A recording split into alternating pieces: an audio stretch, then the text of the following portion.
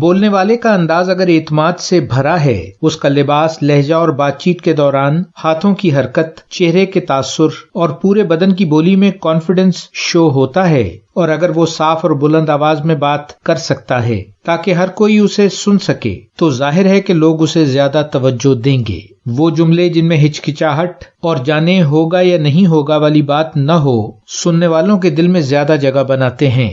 گفتگو کے دوران تمہاری باڈی میں کانفیڈنس ہونا چاہیے، لوگ بات سنتے ہیں اور اسے فالو بھی کرتے ہیں۔ سیریس بات چیت جیسے نوکری کا انٹرویو وغیرہ کے لیے تو تیاری بہت ضروری ہے۔ یہ تیاری تم کو دیے گئے تھوڑے ٹائم میں اپنی بات بھرپور انداز میں کہنے کا موقع دے گی۔ اس وقت تک تیاری جاری رکھو جب تک تم ٹاپک کے بارے میں خود کو ریلیکس نہ محسوس کرنے لگو۔ کسی مجمع کے سامنے تقریر کرنے سے پہلے ریہرسل میں کوئی حرج نہیں۔ مختصر اور ٹاپک پر رہ کر گفتگو ادھر ادھر کی آئیں بائیں شائیں سے بہت بہتر ہے۔